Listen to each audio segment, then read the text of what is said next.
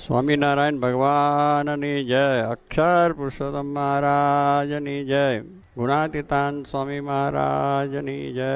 ભગતજી મહારાજની જય. શાસ્ત્રીજી મહારાજની જય. યોગીજી મહારાજની જય.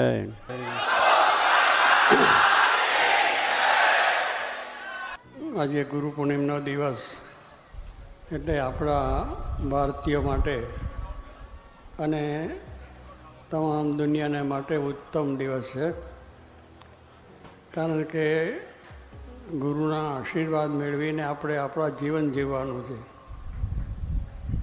કે એમાંથી આપણને જે પ્રેરણા મળે, આદેશ મળે એ પ્રમાણે આપણે જીવન જીવીએ તો આપણા જીવનને શાંતિ પણ મળે અને આત્માનું શ્રેય પણ થાય. કારણ કે આ વ્યાસ ભગવાન જે થઈ ગયા, જેને 17 પુરાણ પછી 18મું ભાગવત પણ રચ્યું છે અને બધાના ગુરુ પણ કહેવાય છે. જે કંઈ આગળ બધા ઋષિઓ થઈ ગયા એના, અને એમને આ બધું આપણને જે વેદ ઉપનિષદો અને બધા શાસ્ત્રોની અંદર જે કંઈ જ્ઞાન આપ્યું છે અને એ જ્ઞાન પ્રમાણે જીવન જીવવાનો આદેશ એમનો પણ છે. એ જ વાત ભગવાન શ્રીજી મહારાજે પણ આપણને હમણાં જેમ કહ્યું એમ શિક્ષાપત્રી જેવો એક ગ્રંથ આપ્યો છે. એની અંદર પણ આપણને ખૂબ એવો આદેશ આપ્યો છે કે આપણે જીવન કઈ રીતે જીવવું, અને એ પ્રમાણે જીવન જીવવાથી ચારેય પુરુષાર્થની સિદ્ધિ થાય એમ મહારાજે લખ્યું છે શિક્ષાપત્રીમાં છેલ્લા શ્લોકમાં, કે આ રીતે જો પવિત્ર જીવન જીવે અને પોતે જો ભગવાનનો આશરો ડર રાખીને ભક્તિ કરે તો એને ચારેય પુરુષાર્થ થાય: ધર્મ, અર્થ, કામ અને મોક્ષ. આ 4 પુરુષાર્થ દરેક મનુષ્યને કરવાના કહ્યા છે. ધર્મ, પહેલામાં પહેલો આપણો પગ, આપણો જે મુખ્ય પાયો છે એ ધર્મ કહ્યું એને. જો ધર્મનો પાયો આપણો મજબૂત હોય તો બધા પુરુષાર્થની સફળતા મળે. ધર્મ વગરના મનુષ્યને પશુ જેવા કહ્યા છે. ધર્મેને હીના પશુભીર નરાણા, કે જેના જીવનમાં ધર્મ નથી એ મનુષ્ય પશુ સમાન. પશુને જેમ ખબર નથી એમ આપણે જીવન જીવતા હોય. આપણે છે એ જરા ખાઈએ પીએ, સારી રીતે મહેલની અંદર બેસીને જમીએ, મકાનની અંદર છે વ્યવસ્થિત જમીએ, પેલા રસ્તા ઉપર જમીએ પશુઓ, અને એ નિંદ્રા લે છે એ રસ્તા ઉપર લે છે, આપણે જરા પલંગ ઉપર લઈએ છીએ. ફેર એટલો છે. અને એવું જીવન જો આપણે જ જો જીવતા હોય તો પછી એને પશુ જેવો કહે છે. એટલે એ મનુષ્ય ઉત્તમ તે આપણને આપ્યો છે. એને અંદર જો ધર્મની દ્રઢતા થાય, ધર્મ એટલે શ્રીજી મહારાજે કહ્યું સદાચાર, ધર્મ જ્ઞેયો સદાચાર, એટલે સદાચાર એ મોટો ધર્મ છે. અને એ ધર્મનું જો આચરણ આપણી અંદર હોય, સદાચરણ એટલે સદાચાર. સદ એટલે પરમાત્માના આજ્ઞા મુજબ જીવન જીવવું. સત એવા સત્પુરુષો, મહાન પુરુષો જે અવતારી પુરુષો થઈ ગયા, એમના આદેશ મુજબ જીવવું એ સદાચાર. તો એની અંદર શ્રીજી મહારાજે શિક્ષાપત્રીમાં આપણે આદેશ આપ્યા છે. એવા જો સદાચારનું જીવન એટલે દરેક મનુષ્ય પ્રત્યે દયા, એટલે દયા ધર્મ કા મૂલ હે ને પાપ મૂલ અનિવાન. આપણે જો દયા જીવનની અંદર હોય એ ધર્મનું મૂળ છે. દરેક મનુષ્યો પ્રત્યે દયા હોવી જોઈએ. મહારાજે તો શ્રીજી પણ લખ્યું પશુ પંખી જીવ માત્ર જ ઉપર દયા હોવી જોઈએ. કોઈ જીવને દુઃખ ન થાય, કોઈ જીવને કંઈ પણ મુશ્કેલી ન થાય એવા વિચારો હંમેશા આપણી અંદર હોય તો આપણું સુખી થઈએ, દેશ પણ સુખી થાય, સમાજ પણ સુખી થાય. તો એ પણ એક મોટી વાત આપણને આપી છે. એ ગુરુનો આદેશ છે.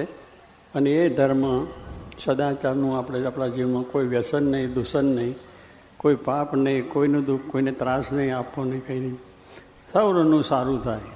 પૂજ્ય યોગીજી મહારાજ કાયમ માટે આપણે બોલતા, અને આપણે સાંભળ્યું છે, ખૂબ વખત સાંભળ્યું છે કે સ્વામી કહેતા કે સર્વનું ભલું થાવ, સર્વ મનુષ્યનું ભલું થાવ. એમને કંઈ નાત જાતના કોઈ ભેદ ગણ્યા નથી.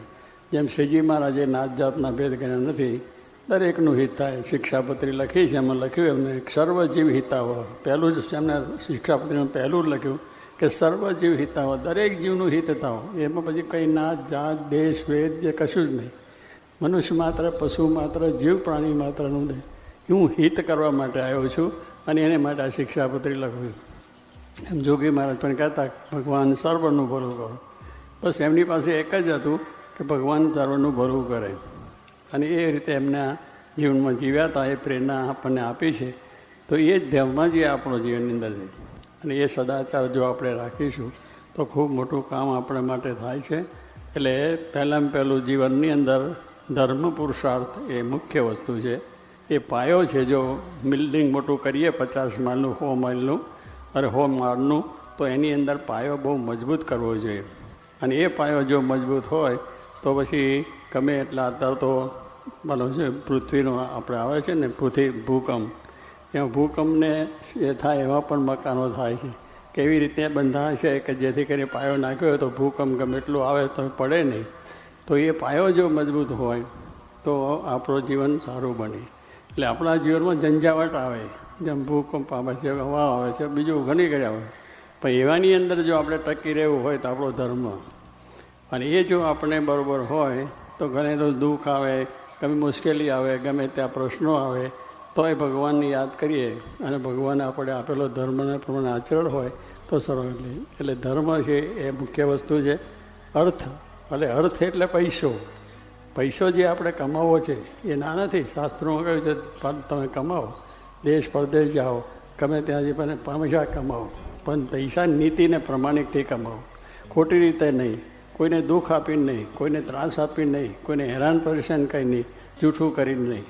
નીતિથી કરો, નીતિથી ભાઈ કમાવો તો એ સુખ આપશે, પૈસો સુખ આપશે, અને આપણને સુખી થશે, બીજાએ સુખી થશે. તો અર્થ છે એ પણ ધર્મમાં સદાચારમાં રહીને કરો. અર્થ એટલા ધર્મ, અર્થ અને કામ જે આપણી ઈચ્છાઓ છે, જે દરેક પ્રકારની આ સંસારિક, વ્યવહારિક, બીજી ત્રીજી, એ પણ ધર્મમાં રહીને. પણ આપણે એ ધર્મ વિરુદ્ધની ઈચ્છાઓ બધી છે. અત્યારે તો આપણે જોઈએ છીએ કે નાટક અને સિનેમાની અંદર કેટલી બધું અશ્લીલ, બીજું ત્રીજું બધું આપણે જોઈએ છીએ, અને એનાથી શાંતિ થતી નથી. તો એક છે એ પ્રમાણે છે ધર્મ, અર્થ, કામ અને મોક્ષ. ચોથો પુરુષાર્થ મોક્ષ કયો? જો પહેલો ધર્મ પાયો છે, પછી આપણી સંસાર વ્યવહારની પ્રવૃત્તિ કરવી, એમાં પણ એ ધર્મને આધારે થઈએ અને જો એ પ્રમાણે કરીએ તો ભગવાનની પ્રસન્નતા થાય અને મોક્ષની પ્રાપ્તિ થાય. મોક્ષની એટલે જોગી મહારાજ કહેતા મોહનો ક્ષય, એનું નામ મોક્ષ. આપણો મોક્ષ કરવો છે તો પહેલો તો મોહ ટાળવાનો. આપણે મોહ થઈ ગયો છે. જે વસ્તુ ખોટી છે સાચી બને છે, સાચી વસ્તુ ખોટી બને ગઈ. આ બધું નાશવંત છે, આપણે જાણીએ છીએ. આપણો દેહ પણ તૂટી જાય, પણ એમાં આસક્તિ છે તેને લઈને આપણે કેટલું બધું અનર્થ થઈ જાય. તો કહેવાનું કંઈ એ પ્રમાણે આપણા જીવનની અંદર આ મોહ છે એને ટાળવાનો છે. મોહ એટલે આ સ્વામીએ કહ્યું, મોહ એટલે સુખ, જે ખોટી વસ્તુ એટલે જગત ખોટું છે. આ બધી વસ્તુ છે દેખાય છે પણ ખોટી છે, એ પણ નાશવંત છે. કઈ વસ્તુ સાથે આવતી નથી, આવવાની પણ નથી. ભગવાન સત્ય છે, સનાતન છે, દિવ્ય છે, એના થકી આપણને લાભ થાય છે, મોક્ષ થાય છે. તો સ્વામી કે જે પ્રમાણે જો સમજણ થાય કે આમાંથી આપણે જેમ જેમ આપણે સત્સંગ કરતા જઈએ, જેમ જેમ શાસ્ત્રો વાંચતા જઈએ, જેમ આપણે સારે માર્ગે ચાલતા રહીએ તો આપણી અંદર સારા વિચારો આવે અને એને કરીને આપણો મોક્ષ પણ થાય. એટલે આપણે શું, આપણું અજ્ઞાન જતું રહે છે. આપણું અજ્ઞાન શું છે કે આ દેહ છે નથી, છતાં આપણે માન્યું મારું છે, અજ્ઞાન છે. જ્ઞાન થાય તો દેહ નથી આપણું, આપણી નાત નથી, જાત નથી, કુટુંબ નથી, પરિવાર નથી, દેશ નથી, વેશ નથી, કોઈ પણ વસ્તુ નથી. આપણે તો આપણે સમજીએ તો કે આપણી તો માની બેઠા છે કે અમારી નાત છે, અમારી જાત છે, હું આ ફલાનો ભણેલો ગણેલો બુદ્ધવાન પંડિત પૈસાદાર કોઈ નથી. મૃત્યુ થયા પછી કશું રહેતું નથી. તો સ્વામી કહે છે એ પણ જાણવાનું કે એક વખત મૂકવાનું છે. તો વ્યવહાર તો કરવાનો છે, તમે વ્યવહાર બધો જ કરો, ગ્રસ્તની રીતે, પૈસા ટકાની રીતે બધું જ કરો, પણ એક દિવસ મૂકવાનું છે. એ આસક્તિ રહિત, જેમ જનક રાજા રાજ કરતા હતા, આસક્તિ રહિત કરતા હતા, તો એને આખું રાજ પોતાનું નાશ પામવા માંડ્યો, અગ્નિ લાગ્યો. તો એને કંઈ નહીં, કથા બેસી રહ્યા કે કેમ શું ટકા રાજા તમારું બધું, કે મારું કંઈ છે નહીં, હું ઉઠવા ઉઠું. બીજા બધા તો પોતાનો ઘર મકાન ઓલવવા માટે ગયા, પણ રાજા બેસી રહ્યો કથામાં અને કહ્યું કેમ નહીં, તો આ મારું કશું છે જ નહીં, જે મારું છે એ નહીં. તો એને હતું તો એને શોક ના થયો, થઈ છે, દરેક જવાનું છે. આપણે જાણીએ છીએ જવાનું, પણ એને માટે આપણે સાચું ખોટું પ્રપંચ કરીને કેટલા બધું થાય છે અનર્થ, એ ન થઈ શકે કે ભાઈ સાહેબ મૂકવાનું છે. તો જો કહેવાનું છે કે દેહ મિથ્યા છે, દેહ નાશવંત છે, આ જે વસ્તુ છે પણ નાશવંત છે, એ જ્ઞાન છે. જ્ઞાન જો આપણને થાય તો વાંધો આવે નહીં. અને એવું જે જ્ઞાન છે આત્મા અને પરમાત્માનું જે જ્ઞાન કહે છે કે હું આત્મા છું, અક્ષર છું, બ્રહ્મ છું અને એ મારું સ્વરૂપ છે, એ થઈને મારે ભગવાનની ભક્તિ કરવી છે. તો પછી કોઈ જાતનું આપણને આવરણ આવે નહીં, કોઈ જાતનું દુઃખ ના આવે ને. પરમાત્મા છે, સત્ય સનાતન છે, એ જ આ બધું કરી રહ્યા છે. એમની ઈચ્છાથી જ બધું થાય છે. સારું કે નરસું એ ભગવાન જ કરે છે. આપણા માટે જો સમજીએ તો વાંધો આવે નહીં. તો કહેવાનું શું છે કે દરેકની અંદર ભગવાન દરેકનું સારું કરવા આવ્યા છે, કોઈનું ખોટું કરવા આવ્યા નથી. પણ આપણી માન્યતાઓ છે કે સારું કર્યું તો ભગવાને કર્યું, અને ખોટું કર્યું તો સારું કર્યું તો મેં કર્યું, અને ખોટું કર્યું તો ભગવાને કર્યું. ભગવાન કોઈનું ખોટું કરવા નથી, સારું કરવા આવ્યા છે. પણ આપણું પેલું અજ્ઞાન છે એટલે મેં કર્યું થાય છે, હું કર્યું. પણ કહ્યું હું છે ત્યાં આગળ અજ્ઞાન છે. તો એ બધું ટાળવાની વસ્તુ મહારાજે આપણને કરી છે. એ ટાળીને આપણે જો આપણું કાર્ય કરીશું તો કોઈ જાતનો આપણે વાંધો ના આવે. અને આદેશ આપણને આ બધો મળ્યો છે જે શાસ્ત્રોની અંદરથી મોટા પુરુષો થકી. અને એવી રીતે જે આત્માનું જ્ઞાન વાત કરી તો એવા જે સત્પુરુષ જ્યાં પૃથ્વી ઉપર પ્રગટ આવ્યા, ગુણાતીતાનંદ સ્વામી મહારાજ લઈને એમને કહ્યું કે એમના દ્વારા તમને બધાને સુખ મળશે. તો ગુણાતીતાનંદ સ્વામીને વિશે આત્મબુદ્ધિ કરી બધાને સુખ મળ્યું. શાસ્ત્રી મહારાજ એવા પુરુષ હતા, જોગી મહારાજ એવા પુરુષ હતા, એ સાચા ગુરુ હતા.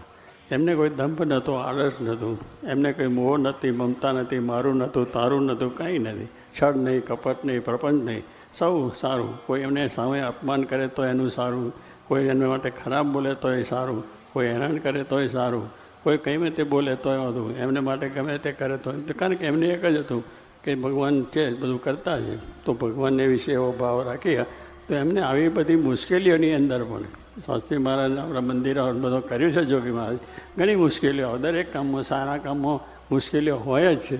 અને એ મુશ્કેલીઓનું નિવારણ આપણે કરવું એ આવા જ્ઞાનથી આપણે નિવારણ થાય છે કે ભગવાન કરતા છે, જે કરે સારું છે, આપણે એમાંથી ઘણું પ્રાપ્ત.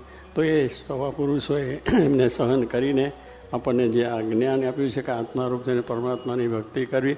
અને એ રીતે આપણે દરેક મનુષ્યની અંદર જો સદભાવ, પ્રેમ અને આપણે રાખીશું તો આપણને પણ શાંતિ થશે, બીજાને પણ શાંતિ થશે, અને દેશની અંદર પણ આપણને સારી શાંતિ પ્રાપ્ત થશે. એવું જે આપણને ગુરુઓએ જ્ઞાન આપ્યું છે તો એ જ્ઞાન જો આપણા જીવનમાં દૃઢ જાય તો વાંધો કોઈ જાતનો આવે નહીં. અને આ પ્રમાણે આવા જ્ઞાનથી, સમજણથી સંસારમાં પ્રશ્નો ઘણા આવવાના છે જ.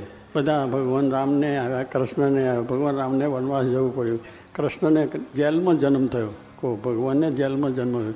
કંસ એનો જ મામો હતો, પોતાના મામા હતા એને જેલમાં પૂરી દીધા, એના બહેન બનાવીને ત્યાં જન્મ થયો. ભગવાનને જન્મ ક્યાં થાય? પણ ભગવાનને કોઈ બંધન છે નહીં. તો એના જે જેલના બંધન હતા છૂટી ગયા અને ગોકુળમાં જઈને ગયા, એમનું કાર્ય એમને તો કર્યું જ. પણ કહેવાનું અજ્ઞાન માને છે કે હું ભગવાનને બંધનમાં લેવું, કે ભગવાનને હું હેરાન કરું, એ તો થતા જ નથી. આપણે થઈએ છીએ, સારા કામ કરે છે એને કોઈ જાતનો વાંધો છે નહીં. તો એવા જે આદેશ પ્રમાણે મહારાજને પણ એવા પ્રશ્નો છે. શાસ્ત્રી મહારાજ, યોગી મહારાજ જે છે આ દેશને તો આપણે ગાંધીજી હતા. તો ગાંધીજી સારા સ્વરાજ માટે કરતા હતા. તો પણ એમને કેટલી મુશ્કેલીઓ સરકાર પેલા તરફથી. પણ કહેવાનું એમને એને પોતાનો માર્ગ ચાલુ જ રાખ્યો, ગમે તે હોય તો પણ.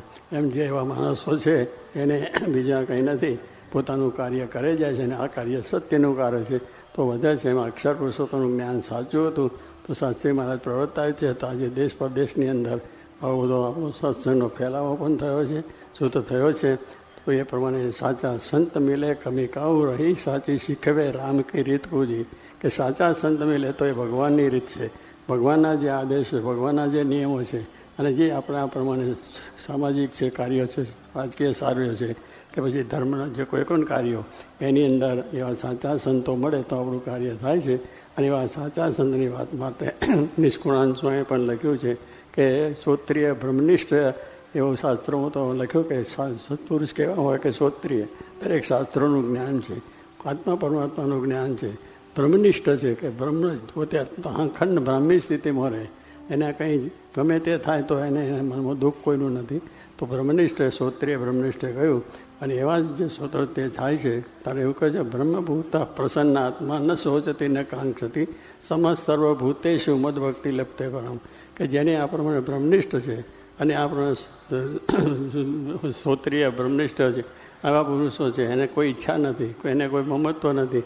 અને એવા પુરુષો છે એ જ પોતે અને દરેક મનુષ્યો તરફ સદભાવ રાખે છે, દરેક પ્રત્યેનો પ્રેમ રાખે છે, એ મારી ભક્તિને પામે છે. નિષ્કુળાનંદ સ્વામી પણ લખ્યું કે કામ દુગા કલ્પતરુ પારસ ચિંતામણી ચાર પણ સંત સમાન એ કે નહીં મેં મનમાં કર્યો વિચાર. નિષ્કુળાનંદ સ્વામીએ પોતાની ભક્ત ચિંતામણી છે એમાં બીજું પ્રકરણ છે એ સંતના મહિમાનું લખ્યું છે. સંતના લક્ષણ જે શાસ્ત્રોમાં લખાયા છે એ જ વાત એમણે પોતાના એમાં કાવ્યોમાં ભક્ત ચિંતામાં લખ્યું કે આ ચાર વસ્તુ છે બહુ ઉત્તમ વસ્તુ કહેવાય. કામદુગા એટલે કામદુગા ગાય બહુ દૈવી ગાય છે, શાસ્ત્રોમાં લખેલું છે. તો એ જે આપણે ઈચ્છીએ ત્યારે આપણને દૂધ આપે ને બધું આપે, એને આપણી ઈચ્છા જ કરવાની અને બીજું મળી જાય એવી દૈવી ગાય છે. તો આપણે જો એની પાસે જઈએ તો એ પણ આપણને સારી વસ્તુ આપે છે. કામદુગા કલ્પતરુ એક વૃક્ષ છે, એ પણ દૈવી છે. અને એ દૈવી એની પાસે જઈએ જે આપણે કલ્પના કરીએ એ આપણો સંકલ્પો પૂરા કરે. અને કામદુગા કલ્પતરુ પારસ એક પથ્થર આવે છે, એ પણ કેવો છે કે લોખંડે અડાતો સોનું થઈ જાય, એ પણ ઉત્તમ વસ્તુ છે, આપણને આપે છે. પણ એ બધી વસ્તુ કામદુગા કલ્પતરુ પારસ ને ચિંતામણી પણ એક બન્યો પથ્થર છે, એ પણ જે ચિંતવીએ આપણને મળે. આ ચારેય વસ્તુ આપણને સારી આપે છે. પણ શું આપે છે કે દુનિયાનું માયિક સુખ. આપણે જે કલ્પીએ છીએ કે પૈસા આપે, ટકા આપે, બંગલા આપે, મોટર આપે, જેમ જે મળે પછી જે નાશવંત છે આપે છે ખરા એ વસ્તુ ઉત્તમ છે બધી. પણ ચારેય વસ્તુ જે આપે છે આપે કંઈ હું નાશવંત આપે. એને જે કરીએ આપણે કારણ આપણે જીવનો નાશ આપણે જે માયાવી જીવ છે એટલે એની પાસે એ જ માગીએ કે અમને આ મળો તે મળો તો એ આપે છે. પણ સ્વામી નિષ્કાંત કહ્યું કે બધું છે પણ આ પ્રમાણે નાશવંત. તો કહ્યું કે એ સંત સમાન એ કે નહીં એ મેં મનમાં કહ્યું. એટલે બધી વસ્તુઓ આપે છે પણ સંત સમાન એ કે નહીં મેં મનમાં કર્યો વિચાર. કામ દુગા છે પણ સંત સમાન નથી. સંત જે આપે છે એ આપણને ભગવાન આપે છે, સાચી વસ્તુ આપે છે, પરમાત્માનું જ્ઞાન આપે છે. અને એ જ્ઞાનથી આપણા જીવનો આ લોક ને પરલોક બે આપણો સુધારે છે. એવું જ્ઞાન એવું જે એવા સંત જે આવા કયા એ કે જે એનાથી ઉત્તમ શાંત છે, ધર્મ, જ્ઞાન, વૈરાગ, ભક્તિ, સત્ય, દયા, હિંસા, બ્રહ્મચર્ય એવા જે ગુણોથી યુક્ત છે એ બધાને એવું જ્ઞાન આપે છે આત્મા પરમાત્માનું. અને જેને કરીને આપણે સર્વ પ્રકાર સુખિયા થયા છે. અને જે કંઈ આપણા લોકના મોહ મમતાઓ મૂકીને કહે છે કે આપણે આ લોકનું પણ સુખ મળે છે, પરલોકનું પણ સુખ મળે છે. તો સાચા સંત સેવે આપણને આ બધો લાભ છે. એટલે ગુરુ જેને આપણે ગુરુ કહીએ છીએ એવા ગુરુઓ જેને મળ્યા છે એના આખ્યાન આપણે શાસ્ત્રોમાં વાંચીએ છીએ. એના થકી લોકોને, સમાજને, રાષ્ટ્રોને અને બધાને લાભ થયો છે. તો આપણે ભગવાનને આ રીતે પ્રાર્થના કરશું કે જેથી કરીને આપણને ખૂબ સુખ શાંતિ થાય. થોડો પ્રશ્ન વરસાદનો આવ્યો છે એટલે આપણે એની પણ ધૂન એને પણ પ્રાર્થના કરીએ કે વરસાદ તો પેલો આવીને જરો આ છાંટા કરીને ગયો છે ને કંઈક થયું પણ આવી એ પણ ભગવાનને પ્રાર્થના કરીએ કે એવો સારો વરસાદ થાય, સારી ખેતી થાય, સારું ધાન પાકે અને મનુષ્યો બધા સુખી થાય, મનુષ્યોને શાંતિ થઈ જાય. એ માટે પણ આપણે ભગવાનને પ્રાર્થના કરીએ અને બધાને સુખ શાંતિ સર્વ પ્રકારે પ્રાપ્ત થાય એ જાય છે.